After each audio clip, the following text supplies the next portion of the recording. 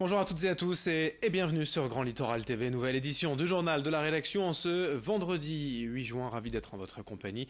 Pour d'abord parler des prévisions météo, nous aurons encore des perturbations nuageuses et pluvieuses ce matin dans la région, des averses résiduelles par endroits, puis le temps devrait se calmer dans la journée avec le retour du soleil cet après-midi. Les nuages ne seront jamais bien loin mais le temps devrait être sec et plus agréable, moins lourd également.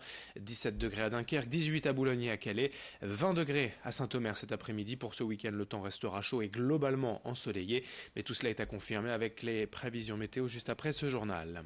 À la une de l'actualité, d'abord en ce vendredi, le 14e épisode de grève à la SNCF. Aujourd'hui encore, les cheminots maintiennent leur action de protestation contre le projet de réforme ferroviaire. C'est donc la 28e journée de perturbation depuis début avril. Hier matin, l'intersyndicale s'était donné rendez-vous devant le siège régional de la SNCF. Les cheminots assurent que leur mobilisation ne faiblit pas malgré des chiffres de la direction qui tentent à prouver le contraire.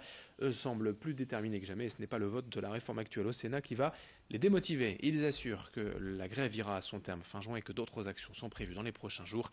Concernant les prévisions de trafic aujourd'hui dans la région, la SNCF annonce 3 TER sur 10 et quasiment pas de perturbations pour les TGV. Une centaine de bus est tout de même mise en place pour compenser et toutes les infos en temps réel aujourd'hui sur internet ter.sncf.com et les applications mobiles. L'information près de chez vous pour vous annoncer l'ouverture d'un commerce de légumes en drive à Coyec, au sud de Saint-Omer. Michel Sagnier a eu l'idée de regrouper plusieurs producteurs locaux. Ils sont 6 aujourd'hui, mais devraient être 15 d'ici quelques semaines.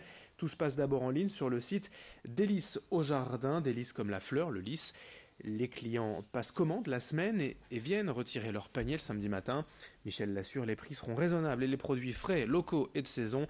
L'avantage pour les producteurs, c'est de gérer la récolte en fonction des commandes.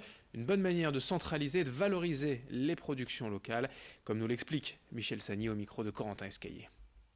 L'idée elle est venue simplement en fait, déjà sur l'installation c'est un retour un petit peu aux sources, c'est-à-dire que je suis passionné de jardin, de végétal, de plantes et de potager depuis de nombreuses années en fait, et puis donc j'avais envie de revenir à cette culture là, et puis l'idée c'était de dire demain comment je fais pour distribuer ces produits là.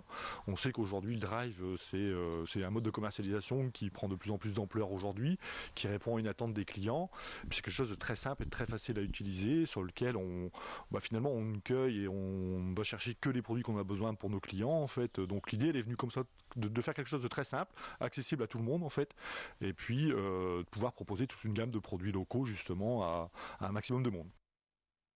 Dans ce journal également, à moins d'une semaine désormais de l'ouverture de la Coupe du Monde de football en Russie, les supporters français dans la région finalisent leur préparation à Brédune. Plus précisément, Yannick Vannet est le président du club des supporters de l'équipe de France section Nord, plus communément appelé les Corsaires de Dunkerque.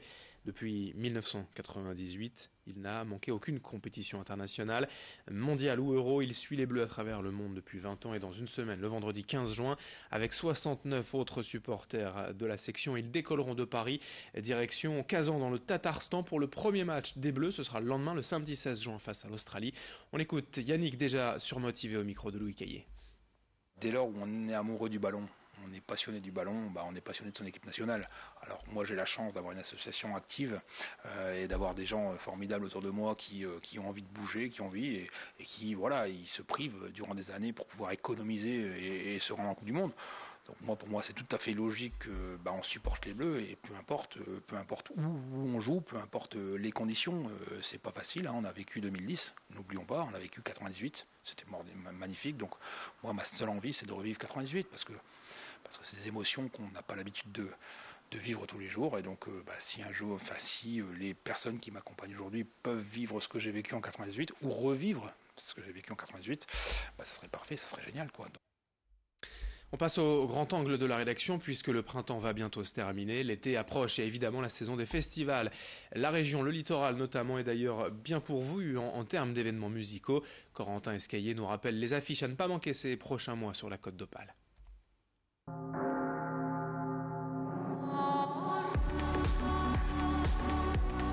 Le Main Square, inévitablement, fait partie des rendez-vous culturels à ne pas manquer.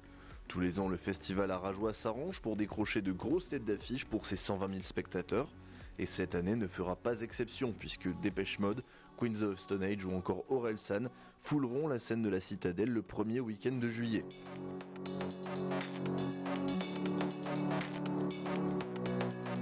À Dunkerque, le festival de la bonne aventure voit déjà grand pour sa deuxième édition. Célassou, Angus et Julia Stone, sans oublier les boulonnais de Marcel et son orchestre, viendront animer le festival les 23 et 24 juin prochains.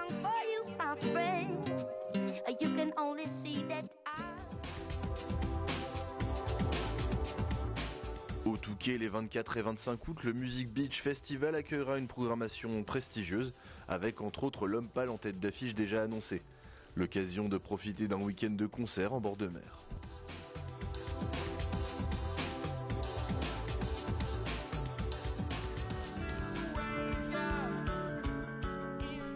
Rock en Stock ne sera pas en reste avec ses 3000 spectateurs par jour. Le festival Étape-Loi propose une affiche solide chaque année. L'an dernier c'était Trio en tête d'affiche, mais aussi Naman ou le Soldat Louis. Une programmation mêlant rock, punk, reggae, métal et électro à voir les 28 et 29 juillet prochains. Le festival de la Côte d'Opale aura lui aussi une affiche des plus alléchantes. Big Flo et Oli, Julien Clerc ou encore San Severino seront de la partie du 15 au 22 juillet. Qui s'appelait Non, je ne me souviens plus du nom du bal perdu.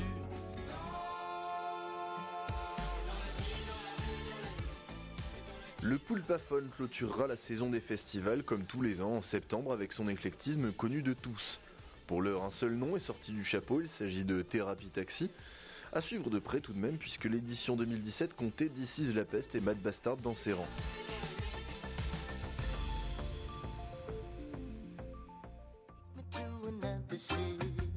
D'autres événements vont compléter le programme des festivals déjà chargés. Le Saint-Omer Jazz Festival du 7 au 11 juillet et sa programmation à la fois pointue et décloisonnée pourrait réserver quelques surprises. Enfin, le bucolique de taille plus modeste ne l'empêche pas d'être un rendez-vous des plus agréables pour tous les amateurs de musique du monde et de spectacles de rue. Vous n'avez plus qu'à faire votre choix pour profiter de l'été en musique sur le littoral Côte d'Opale. Ravi d'avoir passé cette édition avec vous. Dans 7 minutes, une prochaine édition. Dans moins de 30 secondes, vos prévisions météo. Aujourd'hui, très belle journée à toutes et à tous. Ensemble évidemment sur Grand Littoral TV.